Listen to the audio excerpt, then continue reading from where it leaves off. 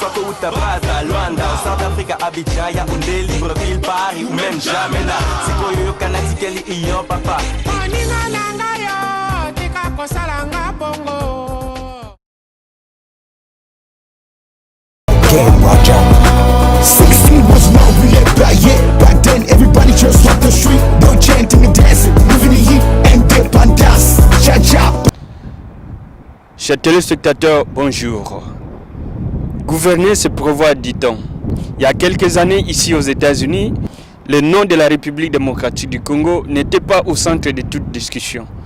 Avec l'effort de toute cette diaspora, avec l'effort de tous les Congolais, on commence maintenant à parler du Congo dans toutes les institutions américaines, le département d'État, la Maison Blanche, surtout dans ces buildings que vous voyez derrière moi, qui est le Capitol Building, le siège du Parlement ou du Sénat et du Congrès américain. Les années de la guerre sont-elles révolues en RDC? C'est la question dont tout le monde se pose. Mais 2 ou 3 mois passés, ici, on parlait de la situation de la guerre, du viol et de tout ce qui se passe en République démocratique du Congo dans le mauvais sens. Aujourd'hui, ici, au Congrès, il y a une rencontre très importante au Russell Senate Building qui va réunir un panel des investisseurs américains représentés ici par est-elle, Project et aussi il y a d'autres personnalités qui vont intervenir, dont l'ambassadeur de la République démocratique du Congo et aussi la société civile. Cette discussion que vous allez suivre va se baser sur les possibilités aux compagnies américaines pour aller investir en RDC. Est-ce la fin de la guerre? Cela, c'est des questions que nous nous posons. Mais sachant que les États-Unis sont toujours avant-gardistes, on peut dire aujourd'hui que l'ère où la période de la guerre est révolue en République démocratique du Congo. Et cela, c'était un travail de titans qui s'est battu ici, au sein de cette diaspora des États-Unis et celle du monde entier, dont la diaspora congolaise, voulais-je dire, que je salue ce courage, ce bravoure. Bien qu'il y a certains qui ne les reconnaissent pas, mais la diaspora s'est battue bec et ongle pour qu'aujourd'hui, ici aux États-Unis, qu'on parle d'abord de la situation de la guerre de viol en RDC et aussi aujourd'hui on parle du développement en RDC. On parle de potentiels investisseurs et investissements en République démocratique du Congo. Sans plus tarder, je vais vous convier à suivre cette petite discussion et aussi avoir quelques réactions de ceux qui ont participé à cette conférence. Mais il faut dire que il y avait des sénateurs et que l'audience était close, était fermée au public. Mais nous essayerons quand même de prendre quelques images pour vous illustrer, pour vous dire que ici, les choses sont en train de bouger. Alors, à la diaspora congolaise, de rester soudée et de se serrer le coude et voir des possibilités, des opportunités qui sont offertes maintenant pour que les choses bougent définitivement en République démocratique du Congo. Bakolo State, votre œil. Changer les Congolais pour changer le Congo. C'était Gary Welle, puis Washington DC, ici, au Capitol. And I want to underscore that for the last 3 years in Delaware, he's had a major investment conference, and I think it was just 2 days ago, where 1,000 people came, including President Clinton. And I think this probably makes Delaware the most pro-Africa state in the union. But we really appreciate your efforts, and let me give you the mic. Well, thank you. Thank you very much to my good friends from the Enough Project, to John Pendergrast, and to so many who have come together today to recognize a really positive moment. And to les gens qui viennent de Congo, bienvenue. I am grateful, Professor, for your work. I am grateful for Ambassador Mitifu and for the Special Representative of the United Nations, the Secretary General, the Advisor, Torre, who's with us here. Thank you so much. And I'm particularly grateful and appreciative of an opportunity to say so to Brian, as CEO of est-elle, to have stepped forward and taken responsibility for a supply chain, and to make that a supply chain that is also a values chain that allows us as people to have confidence that these remarkable machines and inventions that make the modern world possible are not also part of impoverishment and violence in a beautiful country that is gifted with a remarkable human and natural resource. To do those in combination, is a great gift of leadership. So I'm grateful for what Intel has done, and I'm appreciative of the gathering here today, which is an opportunity to recognize that when corporations lead with values, they can also lead in the marketplace. And when we can combine those two in a constructive way, there's no limit to what positive difference we can make together in the world. So to everyone who's invested time and effort here today, thank you. I look forward to continuing to celebrate those companies that are making a difference in the world, and I appreciate all the groundwork that was done in order to make this possible. This is a beginning, not an end. There's much more difficult work to do to ensure that peace comes to the DRC. This is an important moment in the history of the region, and our special envoy, former Senator Feingold, and also President Mary Robinson have been remarkable representatives and envoys for the Great Lakes region. It is my real hope that with this insight into what the power of a company can do, we will also be challenged to demonstrate the power of what public leadership can do. Thank you very much.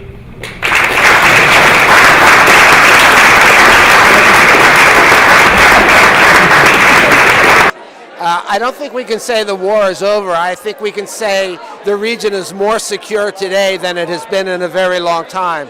And that has created an environment where we can think about more investment coming into the region, responsible investment. And I think today's panel,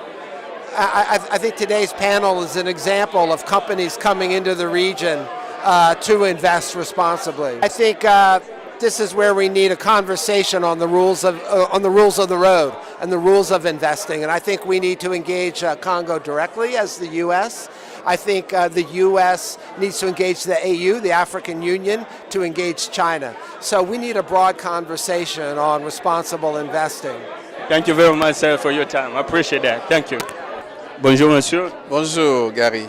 Oui, ravi de vous voir ici. Nous sommes au Congrès américain. Et très rapidement, 2 mots.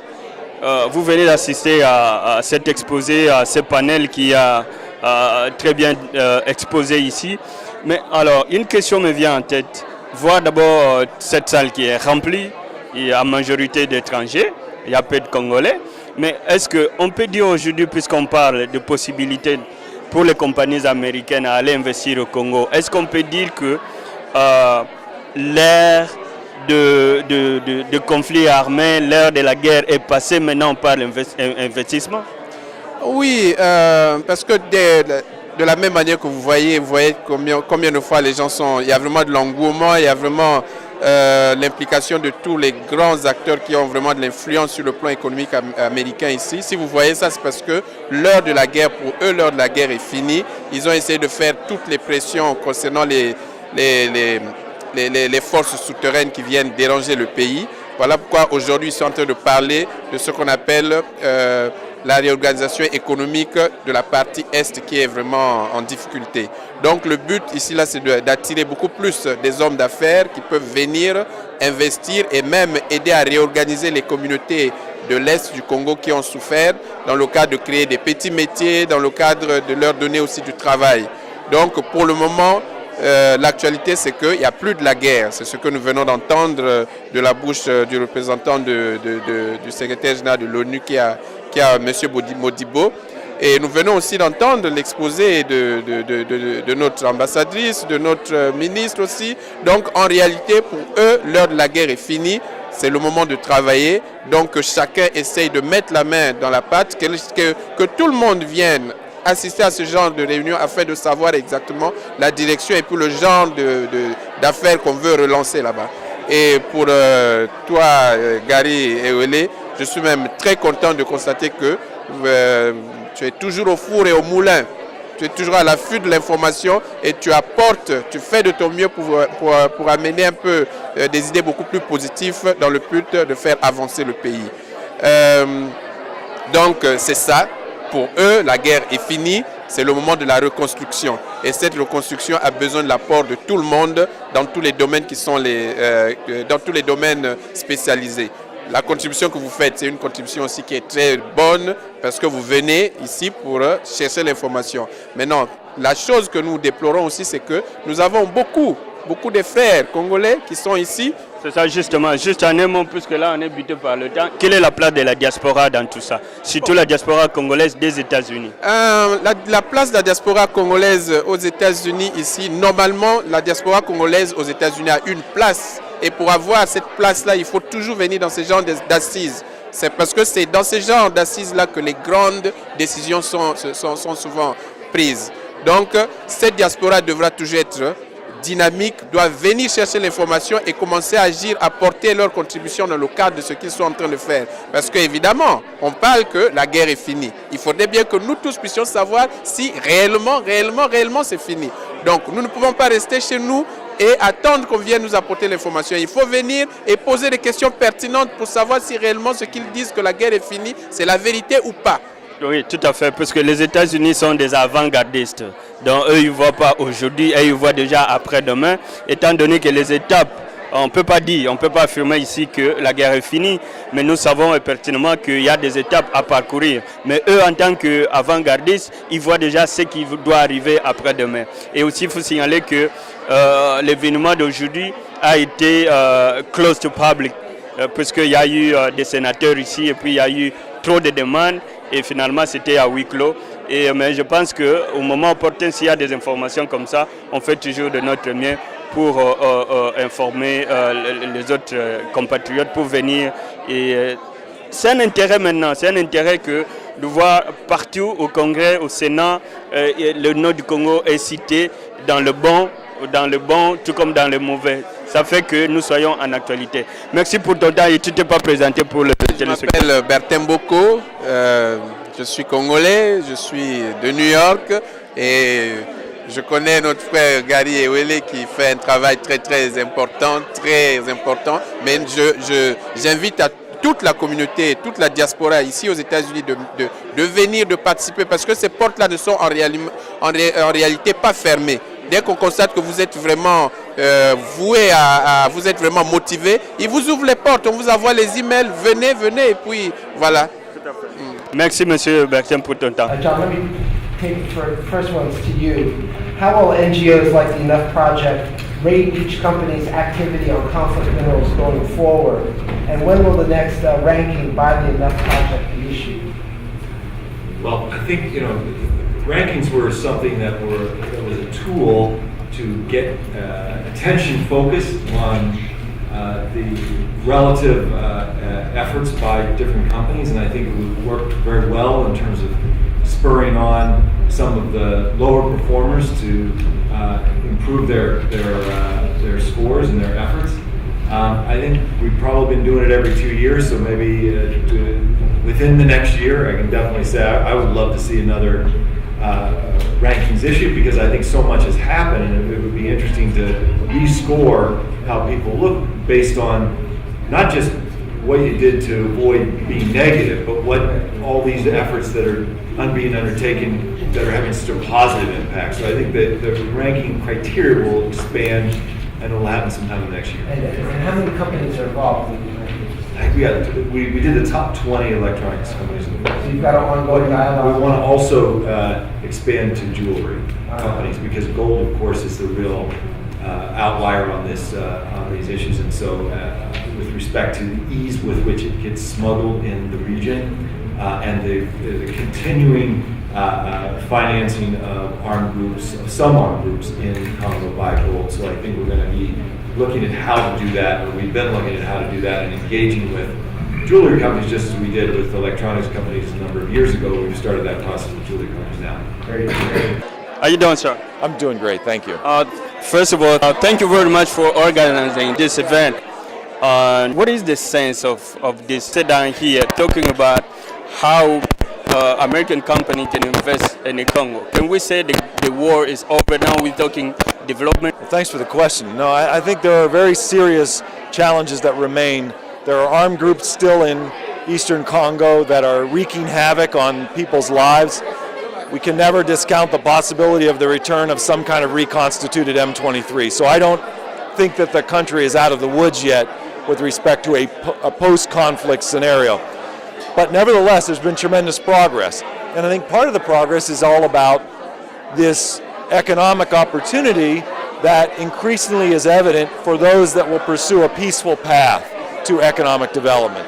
And so that's what I think we're trying to promote is here's the incentive for increased peace and stability, is if you're willing to invest in conflict-free, environmentally conscious approaches to economic development, then the international market will reward that by purchasing the natural resources that are produced in that fashion and not purchasing the stuff that is fueling conflict and destroying the environment. So I think it's that kind of incentive-based peacemaking that is at the heart of what this partnership is all about. Absolutely. I know enough project been there since day one to advocate for the Congo. But the other concern is while we sit down here trying to see how to invest, but China is aggressively investing in the Congo without any precondition. It's a big concern. What is the strategy of the private sector and the government of the United States to not let Congo be 100% in the hand of China? Because I know that Congo is an old friend of America. Yes. Well, I think that one of the main strategies, it can't do it all, but one of the main strategies is to, as part of this Dodd-Frank legislation, all of the minerals that come out of Central Africa that eventually make it into products that are bought in the United States and sold by companies that are on our stock exchange, they have to demonstrate where they're getting their raw materials from and what they're doing to try to eliminate conflict from those supply chains. So China is in the same boat as everyone else is, and so they've actually begun to comply with these conflict-free smelter operations and other kinds of things that will allow for conflict-free products to come in the United States. So that's one part of the problem. The other part is China's investment in the copper and cobalt and other mines in the central and western part of the country, where there isn't conflict, but there are tremendous corruption issues. And that's one where the IMF and the World Bank and other actors have been working very hard to try to address transparency of investment in Congo throughout the country. And I think that's where China is going to have to start complying in a much bigger way to be able to benefit the people of the Congo. Absolutely. Thank you very much for your time. Bonjour, madame. Oui, bonjour Gary, comment ça va? Je vais bien, merci. Vous êtes ici au Congrès et au Sénat américain avec toute cette table de panélistes qui ont aujourd'hui exposé sur les possibilités aux compagnies américaines à investir au Congo. Et est-ce qu'on pourrait dire que l'ère de la guerre est passée et maintenant on parle de reconstruction, on parle d'investissement, on parle de développement? Le moment est approprié pour parler d'investissement et de développement. Vous savez, commencer une guerre, c'est toujours très facile, mais terminer une guerre, c'est toujours très difficile. Donc, qu'il y ait encore des petits hoquets, des petits obstacles avant d'atteindre à une paix durable, cela ne peut pas empêcher les compagnies à commencer déjà à venir investir pour les raisons que j'ai mentionnées. L'effort fait par le gouvernement d'assainir le climat des investissements. Dans le domaine minier plus particulièrement, il y a beaucoup de progrès qui ont été faits en matière de restructuration du système, en matière de certification des origines des minerais, en matière de traçabilité des minerais. Parce que je mentionne les minerais tout simplement parce que le panel d'aujourd'hui s'est focalisé justement sur la question des minerais des conflits. Donc il y a beaucoup de choses qui ont été faites par le gouvernement pour encourager des investissements, surtout dans cette partie du pays d'où provenaient ce qu'on appelait les minerais de sang. Oui. Alors madame, on aura vraiment le temps de nous asseoir avec vous pour essayer un peu de parcourir toute cette actualité. Mais merci d'être là. Et juste un petit dernier mot en 1 minute à la diaspora qui, en principe, puisque vous êtes cette liaison-là entre le pays et la diaspora des États-Unis, ici les compagnies américaines bougent. Quel est votre mot par rapport à cette diaspora qui, en principe, doit s'impliquer à ce processus de développement? À la diaspora, ma diaspora bien aimée, surtout la diaspora des États-Unis où je représente notre pays, je les encourage à se mettre ensemble et avoir une réflexion que j'appellerais une réflexion positive. Positive dans le sens où comment est-ce qu'elle peut s'impliquer dans le développement du pays. Il ne s'agit pas ici au niveau des individus, mais il s'agit plutôt de l'organisation même de la diaspora dans le développement de notre pays. Parce qu'on voit ce que les autres membres de la diaspora des autres pays font. Ils s'organisent bien. Et d'ailleurs, la diaspora congolaise peut même former une compagnie. L'autre jour, j'étais à une conférence où est intervenu le président de Exim Bank. Et ça, c'est quelque chose qui l'a beaucoup encouragé. Et il nous a même dit, nous, ambassadeurs, il a dit, si vous connaissez un groupe de votre diaspora, de la diaspora de votre pays, qui s'organise pour créer soit une compagnie ou qui crée des projets de développement, des projets économiques, etc., contactez-moi, on va en parler et Exim Bank peut bien les aider. Et donc, je crois que ça, c'est vraiment mon message à la diaspora. Alors, merci madame. Je crois que la diaspora doit vous prendre au mot. Les portes sont ouvertes. Mes portes sont toujours ouvertes. Vous en êtes témoin. Merci madame. Merci pour votre temps. I should first say that the Ambassador Latifah is Dean of the African Diplomatic Corps, which means she's boss to all of us. But she's also a very distinguished ambassador. She's been here for 10 years and just done an outstanding job. So, Ambassador, I'm interested. You've been trying to attract investment to the Congo for a long time, and now we're sort of seeing it happen. What are you seeing? Is this the right thing for the Congos? Responsible investing? Is it having a positive impact on the ground? Oh, absolutely. Let me first thank you and the Enough Project for organizing this panel. And I would like to thank also my fellow panelists. I was pleasantly surprised to see Professor Tugalaba, who is an old friend. So this has been a great surprise. I would like also to recognize my fellow ambassadors from the Great Lakes region. As you know, I'm not going to repeat everything that what's your first name?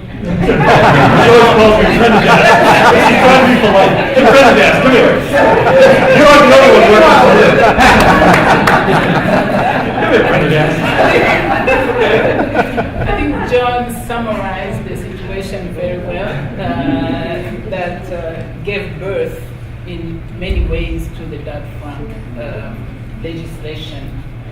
And I have to say that since the end of the Cold War, for some reason, the number of armed groups in Africa in general, but also in the Great Lakes region in particular, have increased quite substantially. And of course, with the mineral resources that were traded illegally, that also helped to fuel the conflict. But some schemes were put in place, schemes like the Kimberley process for diamonds and the Dodd-Frank legislation, and they helped to reduce irresponsible exploitation of the minerals. In the beginning, of course, for the DRC, it was in many ways a bitter pill to swallow, in the sense that it had a greater impact on the small people, especially those who were into artisanal mining those whose livelihood depend on artisanal mining. But in the long run, I can say that today it has made significant progress. Significant progress in the implementation of the Dodd-Frank legislation, and that created a more responsible chain of exploitation and commercialization of the minerals. The government has been very much involved in all the meetings that led to the implementation of the Dodd-Frank legislation, has worked very, very closely with SEC and with mining companies everywhere. The government has put in place policies, a system of certification for minerals, a system of traceability of minerals that is in progress.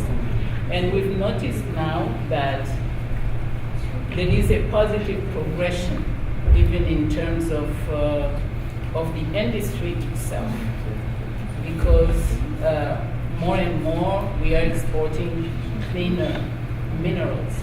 There are still some hurdles, as the recent report, the UN report, has shown. But at the same time, one cannot diminish the impact of the Dodd-Frank legislation. Also, the DRC has taken steps, difficult steps, but at the same time very rewarding. It has adhered to OHADA, which is a continental organization that helps to improve good business practices. We are also in compliance with ITI, and we hope that very soon we're going to be a full member of ITI. We are in compliance with OCDE guidelines, and all that has helped us to really put in place a good mechanism that will help us also to attract more investors as we work towards improving the investment climate in the DRC. I would like also to mention the impact of investment in the mining area, especially in the eastern part of the country where people have suffered for so long. It has to be coupled with the current Addis Ababa framework, the UN framework that I'm sure Mr. Ture will talk about, and Professor Tumbalwaba. Because when we have many armed groups that have been turning in their weapons, they are being demobilized. But if we don't create the structures that can absorb these young people, then they will be easily again recruited by warlords. So the mining company, with its social components, can create real opportunities for these young people so that they can live a normal life that will help them to earn some kind of revenues. And we hope to see the same in North Kivu, and I want to take this opportunity to invite est-elle to come and invest in the DRC. That's a separate conversation. Bonjour, Monsieur Bahati. Bonjour. Oui, merci. On te voit ici au Sénat. Ce panel qui a discuté ici sur les possibilités de processus de développement, d'investissement et tout. Alors, juste en une minute, est-ce qu'on peut dire aujourd'hui que la période de la guerre est finie? Les compagnies américaines voient maintenant les possibilités pour investir au Congo. Une fois de plus, nous devons souligner le fait que diplomatiquement, la RDC a de l'avantage dans la région par rapport à n'importe quel pays. L'investissement au pays va dépendre de la façon dont le gouvernement gère et donne l'opportunité aux investisseurs de venir dans le pays. Donc, nous pouvons, de notre côté, et par le gouvernement américain, ils ont fait leur travail. Et ce qui reste, c'est le travail du gouvernement à créer une ambiance un environnement simple et propice pour le business. Ce n'est que ça. C'est ça la clé du message. On vous voyait partout dans des bureaux ici et là pour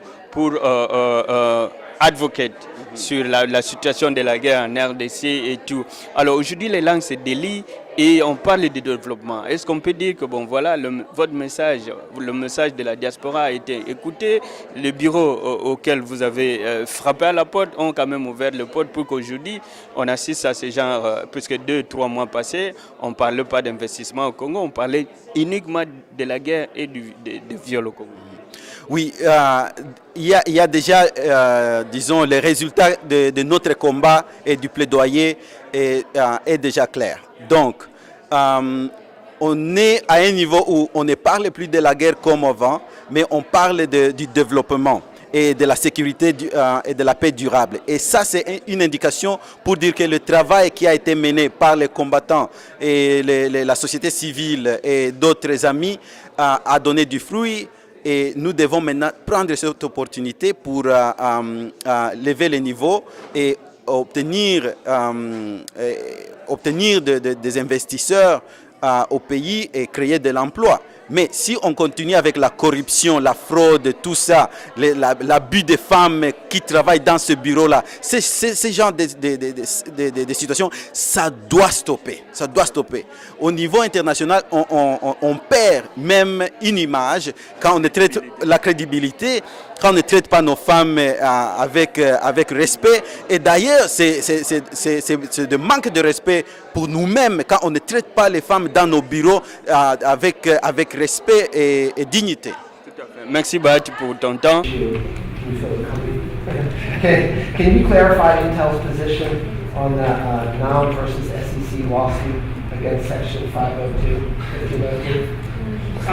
Yeah, I mean, our position is we are not a part of that lawsuit, so we're not participating in it. I just want to make a comment.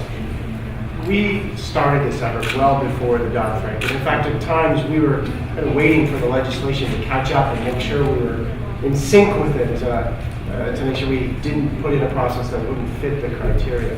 So for us, this has always been about doing the right thing, about doing what we know is a good practice around supply chain management. And that's how we've taken a look at this. So we are not a participant in that lawsuit. So as you said, you started even before that process. Yes. So did you start before enough came to you, or did you go to enough? We started poking at it. I said this at CES too. We started poking at the issue prior to Sasha contacting us and John contacting us through enough. But I'll be honest, enough actually helped us understand just how big the issue was. So they actually raised it in our priority. We had started to look at it, we started to ask questions about what would it take, but really with their help we got to see the importance and the value and raise it in our priority. Bonjour professeur. Bonjour cher ami. Merci de vous avoir ici. Vous avez fait partie de ce panel qui a fait cet exposé formidable aujourd'hui.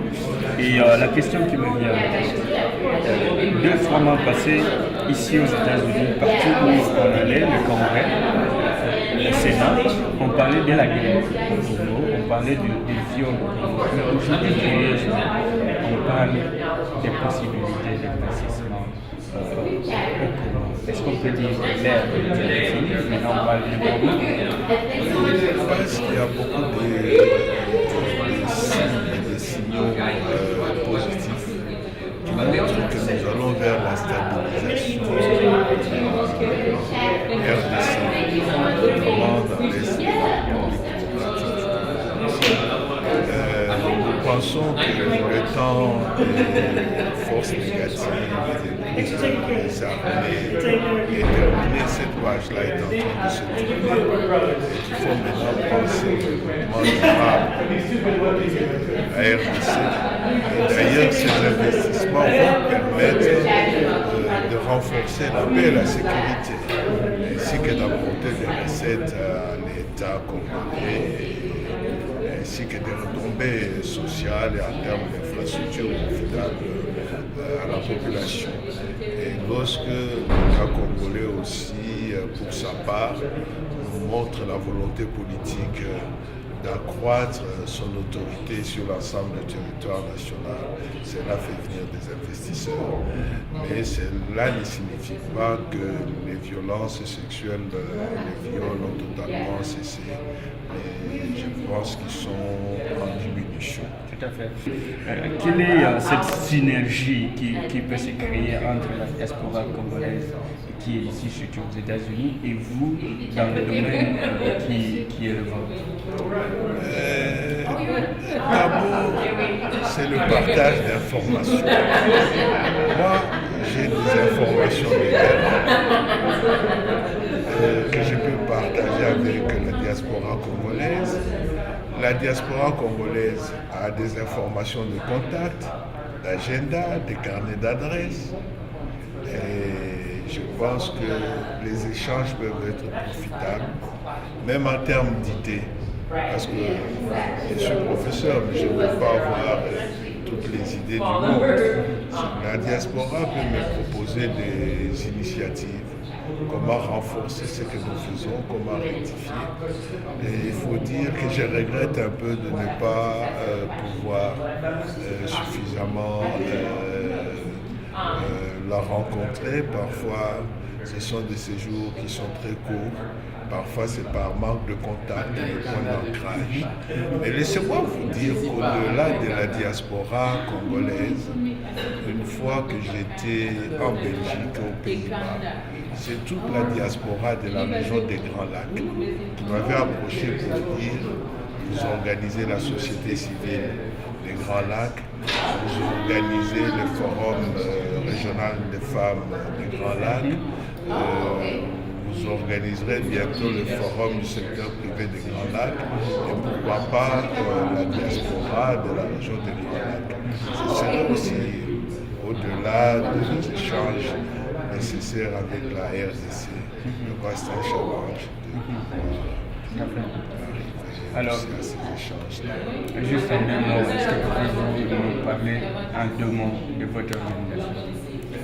La conférence internationale pour la région des Grands Lacs, qui a été créée en 2006, est axée surtout sur les problèmes de paix et de sécurité, et particulièrement dans l'est de la République démocratique du Congo, avec quelques programmes principaux comme la lutte contre l'exploitation illégale des ressources naturelles, la lutte contre les violences sexuelles basées sur le genre, et également le renforcement de la démocratie et de la bonne gouvernance dans la région des Grands Lacs. C'est une région très riche, très complexe. Et notre but est de faire en sorte qu'on ne parle plus de la malédiction de la région des Grands Lacs, la malédiction des ressources naturelles, mais que plutôt, avec toutes nos potentialités humaines et naturelles, nous puissions devenir vraiment une région bénie. Et au cœur de cette région bénie, un pays béni, qu'est la République démocratique du Congo. Merci professeur pour votre temps et puis bonne chance à vous. Merci beaucoup et merci de m'encourager et heureux d'avoir fait votre connaissance. Modibo, let me turn to you. You're the deputy to President Mary Robinson, the UN Special Envoy for the Great Lakes, who's really taking the lead role in negotiating. I think it's fair to say that in the last several months that have elapsed, a certain amount of tangible progress has been achieved. Now you've heard about the business case, you've heard about the legal frameworks and the measures that are being initiated at country level. But if you want to step back a little bit and take a look at what is the environment, the security, political, diplomatic environment that all this sort of ties into, which is absolutely crucial to make this region, and particularly the DRC, an attractive investment destination. I mean, if you look at what has happened now, first of all, the security prospects have improved, and the prospects are getting brighter. I want to remain cautiously optimistic, but frankly, what has happened in the last few months is an eye-opener. I don't think that, going back to 7-8 months ago, since last August, if you had told anybody that this would have happened, that we would find a situation like this only 8 months later, will be difficult for the person to believe. If you look at the Eastern DRC situation now, you have mentioned it, M23 is defeated, but now in the process of mobilizing and reintegrating social and economic life in Congo. The other remnant, the major threats to stability, such as the ADF and the FDLR, are being engaged even as we speak today. So gradually, the security environment is being sort of pacified, is sort of being enlarged to allow precisely this kind of operation, economic operation, investment operation to take that place. So I would say that there is a gradual, if we look at what has happened in the last few months, the region has taken ownership. The region has taken ownership, going back to ICGLR and SADC summit that took place last November. Really, people are saying, President will come together and say, look, this is our region.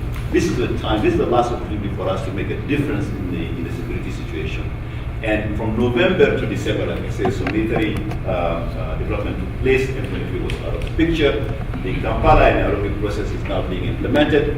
At the same time, you have a passing of a baton between Uganda and Angola. Now, Angola is assuming the chair of the ICGLR. And when he stood up in front of his peers in January, President Dos Santos outlined briefly. He said, I'm ready to focus in the next 2 years, my tenure, I'm going to focus on 3. 1 is security, 2 is regional cooperation, 3 is trade, expanding trade between the conflict. So at this stage, we really have a new dynamic in the region. And that is, to me, propitious. The environment is really getting better for businesses to come and invest more. So I wanted to say that the time is propitious. This is something that we need to monitor and support collectively. I'm not saying that all the red lights have been turned into green, but it is really on the upside. There is a momentum that we can together continue to sustain. Merci beaucoup. Moula, je veux dire maman, maman. Thank you so much, Moula, mother. Fingerprint analysis. Qui a été introduit par, nous travaillons effectivement avec BGL, qui est un laboratoire allemand.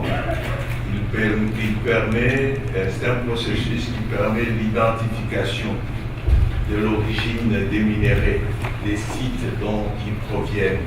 So this fingerprint analysis, it came from a German lab we are working together with. It's the lab by the name of Berger. And this fingerprinting technique analysis allows us to find the identity of the minerals, from where these minerals come. Le laboratoire central est situé en Tanzanie. The central laboratory is based in Tanzania. Nous avons des laboratoires secondaires à Bukavu, et au Rwanda et à Bujumbura. We have secondary labs in Bukavu, in Rwanda, and in Bujumbura. Le personnel a déjà été formé. The people have already been trained. Mais il n'y a pas encore eu recours au processus d'identification. But so far, this identification process, nobody has taken recourse towards it. C'est un mécanisme de garantie. Je vais terminer par là, Monsieur le Président, mais je prends chaque fois le double du temps parce que ma voisine doit traduire. I'm going to talk a little bit about certification issues, but I don't want to take too much time out because my neighbor here needs to translate. La Banque africaine de développement et l'USAID. J'ai terminé. And then to tell you where our financial help comes from, it comes mainly because of the cooperation we have with the German government, with VISIT, the European Union, the African Bank of Development, and USAID. That's all I have to tell you. Nous sommes ouverts à d'autres appuis, évidemment. And of course, we are very open to attract aspect of financial support. That's clear. But we appreciate your remark. Well, I think on that note, let me just thank our panelists, thank all of you for coming, and just ask you one more to give our great panel a round of applause.